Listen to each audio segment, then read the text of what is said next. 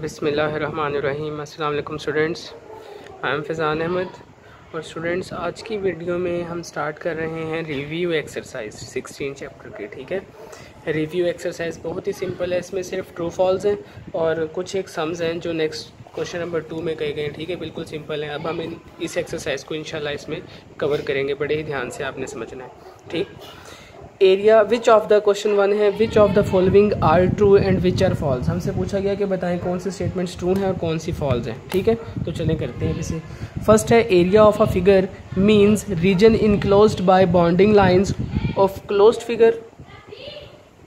क्या मीनिंग है? हमें कहा गया कि area of figure means region enclosed by bounding lines of closed figure. हाँ जी, क्लोज्ड फिगर की जो बाउंडिंग लाइंस होती हैं उनके दरमियान में जो रीजन आ रहा होता है that is known as area of figure. ठीक है, जैसे सपोज करें मेरे पास ये एक मैंने ट्राइंगल ही बना लेता हूँ। ठीक है, ये एक मेरे पास फिगर है, तो इसकी साइड्स के दरमियान, बाउंड्री के दरमियान जो एरिया इनक्लोज हुआ है ये सारे का सारा that is known as area. वो इस फिगर का क्या कहलाएगा? एरिया। ठीक है, जो बाउंड्री और उसके इंटीरियर का यूनियन होता है। बात समझ में आ गई? तो ये जो है ये बिल्कुल ट्रू स्टेटमेंट है, तो इसको टिक कर दें आप। अब आगे, similar figures have same area. Similar figures का एरिया सेम होता है? नहीं होता बच्चों। ठीक है, देखो कैसे नहीं होता। जैसे सपोज करो सिमिलर फिगर्स आप जानते हैं ना, ऐसी फिगर्स जिनकी शेप सेम हो बट ज़रूरी नहीं है कि उनका एरिया, उनका जो साइज़ है वो भी सेम हो। सपोज करें मैंने आपके सामने एक ये छोटा सा स्क्वायर बनाया। ठीक है, और इसी तरह से मैंने इसके साथ एक बड़ा सा स्क्वायर बना दिया। अब बताएं बच्चों, ये दोनों स्क्वायर्स कैसे हैं? ये दोनों स्क्वायर्स सिमिलर हैं। कैसे हैं? सिमिलर। सिमिलर क्यों है? क्योंकि इनकी शेप सेम है लेकिन साइज़ डिफरेंट है। तो मुझे बताएं, क्या इनका एरिया आपको सेम नज़र आ रहा है? क्या इनका एरिया सेम होगा? बिल्कुल भी नहीं होगा। ये छोटी फिगर है, इसका एरिया कम होगा। ये बड़ी फिगर है, इसका एरिया ज़्यादा होगा। तो सिमिलर फिगर्स जो होती हैं उनका एरिया सेम होना ज़रूरी नहीं होता। ठीक है, हाँ, अगर फिगर्स कॉन्करेंट होंगी देन उनका एरिया कंफर्म है कि वो सेम होगा, इक्वल होगा। लेकिन सिमिलर फिगर्स का एरिया इक्वल नहीं होता, ज़रूरी नहीं है। तो यहाँ पे similar figures have same area, ये गलत है, इसको आप क्रॉस कर दें। आगे चलें, concurrent figures have same area. अभी भी मैंने बात बताई, अगर कॉन्करेंट है तो फिर एरिया तो सेम होगा ही होगा। कॉन्करेंट का मतलब सेम शेप सेम साइज़। ठीक है, लेकिन सिमिलर का मीनिंग क्या होता है? Same shape but different size. ठीक है, आगे चलें। अब आगे, A diagonal of a parallelogram divides it into two non-congruent triangles। देखें, हमें कहा गया कि अगर हम एक पैरेललोग्राम का डायगोनल ड्रॉ करें तो क्या वो दो नॉन कॉन्ग्रुएंट ट्राइंगल्स बनाएगा? बिल्कुल भी नहीं। कॉन्ग्रुएंट ट्राइंगल्स बनती हैं हमेशा। तो ये भी, इसको आप फॉल्स कर दें, क्रॉस कर दें। इसको समझ लें, क्वेश्चन में ये कहा गया कि अगर आपके पास एक पैरेललोग्राम है इस तरह से, ठीक है, और आपने इसका एक डायगोनल इस तरह से ड्रॉ कर दिया बच्चों। ठीक है, तो जब ये प्रॉपर्टी है पैरेललोग्राम की, जब हम इसका एक, देखिए इस MCQs में ये कहा गया है कि अगर हम पैरेललोग्राम का एक डायगोनल ड्रॉ करेंगे तो डायगोनल जो होता है बच्चों, हमेशा याद रखना, वो पैरेललोग्राम को दो इक्वल ट्राइंगल्स में डिवाइड करता है। ये वाली ट्राइंगल और ये वाली ट्राइंगल दोनों इक्वल होती हैं, कॉन्ग्रुएंट होती हैं। ठीक है, लेकिन यहाँ पे तो लिखा हुआ था नॉन कॉन्ग्रुएंट, तो इसलिए हमने क्रॉस कर दिया। Area of a triangle means perpendicular from vertex to the opposite side। altitude of a triangle means perpendicular from vertex to the opposite side। yes, altitude इसी को कहते हैं। मतलब भला क्या है? हमें ये कहा गया कि altitude का क्या मीनिंग होता है, ये हमसे पूछा गया।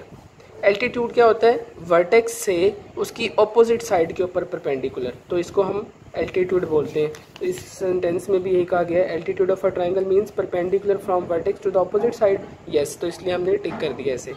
बात समझ में आ गई? Area of a parallelogram is equal to the product of base and height. Yes, parallelogram का एरिया क्या होता है? ये दो फार्मूलाज में लिखवा रहा हूँ, ये नोट कर लें क्योंकि ये आगे यूज़ होंगे। एरिया ऑफ ट्राइंगल होता है बच्चों हमारे पास 1/2 बेस इंटू हाइट, और इसी तरह से next formula area of parallelogram होता है सिंपली बेस इंटू हाइट। इसमें 1/2 नहीं आता। ट्राइंगल में 1/2 लिखते हैं लेकिन पैरेललोग्राम में 1/2 नहीं लिया जाता। क्लियर है? बात समझ में आ गई? इसके साथ एक फार्मूला और नोट कर लें। अगर मैं आपसे कहूँ कि एरिया ऑफ रेक्टेंगल बताएं कितना होगा, तो एरिया ऑफ रेक्टेंगल तो हम जूनियर क्लासेस से जानते हैं, क्या होता है? Length into breadth, L into B. ठीक है, कोई कन्फ्यूजन तो नहीं है? आगे चलें अब आए जी इस तरफ। तो ये तो इसको देख लें, ये क्या होगा, area of a parallelogram is equal to the product of base and height. तो ये बिल्कुल ठीक है, इसलिए हमने टिक कर दिया। अब क्वेश्चन की तरफ आते हैं, जल्दी से देखें। First, find the area of following. हमने एरिया फाइंड आउट करना है। देखें मैं इसको बुक पे ही करवा रहा हूँ आपको। ये क्या है बच्चों, कौन सी शेप है? ये एक रेक्टेंगल है। क्या है ये? एक रेक्टेंगल। क्लियर नजर आ रहा है आपको कि ये रेक्टेंगल है। तो रेक्टेंगल का एरिया क्या होता है? Length into breath. लेंथ कितनी है? 6, ब्रेथ कितनी है? 3। तो 6 3 सा कितना हो जाएगा? 18। तो हमारे पास एरिया कितना आ गया? 18 सेंटीमीटर स्क्वायर। ठीक है, एक करके दिखा रहा हूँ, देखें ज़रा। इस तरह से ये रेक्टेंगल गिवन है, ये हमें गिवन है 6 सेंटीमीटर, ये है 3 सेंटीमीटर। हमने इसका एरिया फाइंड करना है।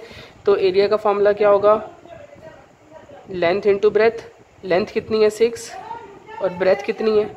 3 सेंटीमीटर। 6 3 18। और हमेशा एक बहुत इंपॉर्टेंट बात है बच्चों, याद रखनी है, इसको मैं डिफरेंट कलर से लिखता हूँ। ये जो यूनिट होता है ना एरिया का, वो हमेशा स्क्वायर की फॉर्म में होता है, स्क्वायर यूनिट होता है। ठीक है, एरिया का यूनिट कैसा होता है? स्क्वायर की फॉर्म में होता है। ये बात याद रखनी है। अगर आप 18 सेंटीमीटर स्क्वायर के बजाय सिंपल 18 सेंटीमीटर लिख देंगे तो ये टोटली रॉन्ग है। ठीक है, तो आपने स्क्वायर की फॉर्म में एरिया को जब भी एक्सप्रेस करना है, जो भी यूनिट होगा उसके ऊपर आपने स्क्वायर का साइन, स्क्वायर लाजमी लिखना है। क्लियर? अब इसी तरह से इधर आ जाए सेकंड में। तो यहाँ पर ये आपको क्लियर नज़र आ रहा है कि ये एक स्क्वायर है, क्योंकि चारों साइड्स इक्वल हैं। तो अगर ये 4 है तो ये भी 4 होगा। तो फार्मूला क्या होता है? Side into side. स्क्वायर का फार्मूला होता है लेंथ इंटू ब्रेथ भी कहते हैं, या साइड इंटू साइड भी कहते हैं। तो 4 इंटू 4 कितना हो जाएगा? 16। तो इसका एरिया कितना आ गया? 16 सेंटीमीटर स्क्वायर। ठीक है, इस तरह से ना हमें ये गिवन है 4 है तो ये भी 4 होगा। तो एरिया कितना हो जाएगा? 4 4 16 सेंटीमीटर स्क्वायर। ठीक है, बिल्कुल सिंपल एक एक लाइन के क्वेश्चंस हैं। थर्ड, इसमें हमने एरिया फाइंड आउट करना है। तो ये कौन सी डायग्राम है? ये पैरेललोग्राम है। तो पैरेललोग्राम का फॉर्मूला होता है बेस इंटू हाइट। बेस कितनी है हमारे पास? बेस है 8, ये बेस है, और हाइट है 4। तो बेस इंटू हाइट कितना हो जाएगा? 8 4 32 सेंटीमीटर स्क्वायर। आंसर आ गया। अब इधर आ जाए फोर्थ पे। अब हमने इसका एरिया फाइंड आउट करना है। ट्राइंगल का एरिया होता है 1/2 बेस इंटू हाइट। बेस कितनी है यहाँ पर हमारे पास? बेस है 16 और हाइट है 10। इसको मैं इधर ही सॉल्व कर देता हूँ, आपको फार्मूला हो जाएगा 1/2 बेस इंटू हाइट। बेस बताएं कितनी है? बेस है हमारे पास 16 और हाइट कितनी है? हाइट है 10।